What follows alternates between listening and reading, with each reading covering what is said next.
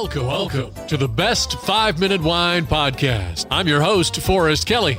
From the seed to the glass, wine has a past. Our aim at the Best 5-Minute Wine Podcast is to look for adventure at wineries around the globe. After all, grape minds think alike. Let's start the adventure. Our featured winery is... In part 2 of our conversation with Table Mountain Winery in Huntley, Wyoming, Patrick explains what a lawyer is doing running a winery. Focused on agricultural law, natural resource law.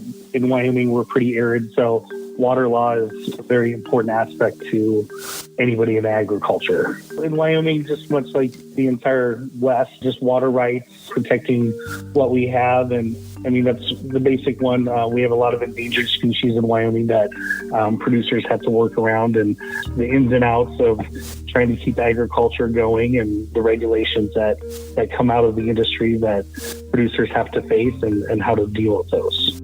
Yeah, you are facing some different obstacles. I see where there are 24 species in Wyoming that are endangered, including the black-footed ferrets, the Canadian lynx, yellow-billed cuckoo, which I'm very familiar with. But I see early on in the farm, before wine became a crop, you had sugar beets, beans, alfalfa, corn. Throughout the decades, our farm has always been a diversified farm. I mean, we kind of changed with the way the industry goes. And in the 2000s, the sugar beet industry was leaving our county and leaving our area. It wasn't, you have to be pretty big scale to stay in it. And so, again, my thesis was just looking at ways to take small acreages, keep them in agriculture, and maybe be able to do something different with them. And, you know, growing grapes is the most value-added ag product you can get from berry to bottle. And from the ground up, you're in control of the grapes. And if you choose to go the winery route,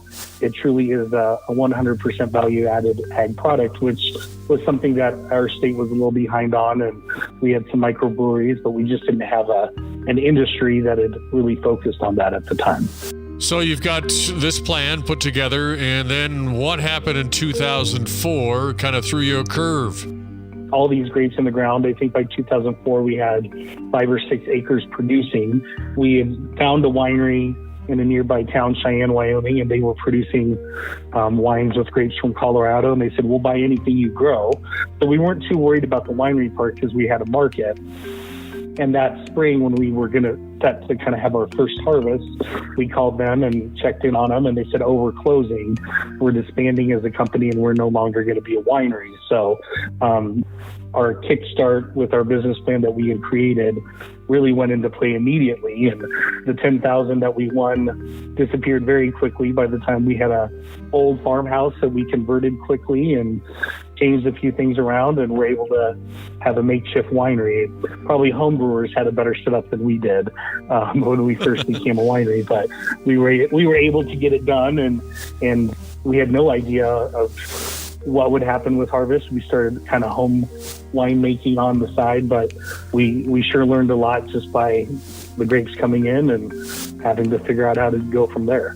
Having the experience of being a farmer with the sugar beets and the alfalfa and the corn, etc., I'm sure that helped a little bit, but there had to be a learning curve in growing grapes.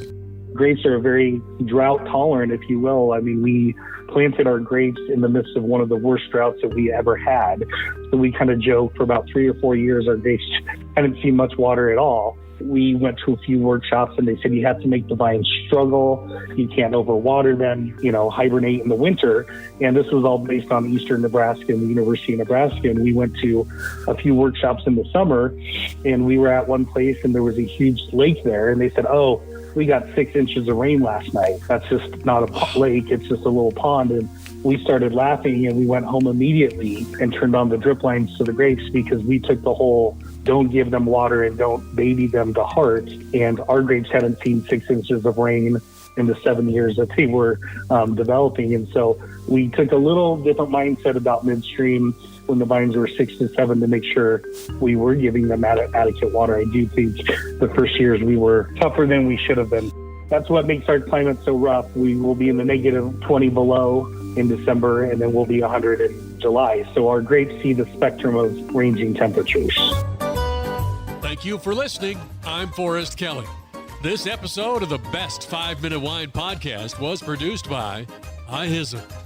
If you like the show, please tell your friends and pets and subscribe. Until next time, pour the wine and ponder your next adventure. This is Doug Vincent with the podcast Walk and Roll Live, Disability Stories. In 1956, I contracted polio. Thanks to my loving parents, I've lived a full, rich life over the past 67 years. Join me as I share my journey and uncover inspiring stories of resilience. This podcast is a platform for survivors of disability and those who champion services for the disabled community. Tune in on Spotify, iHeartRadio, iTunes, whatever your favorite podcast platform is. Let's walk and roll together on this incredible journey of strength and empowerment.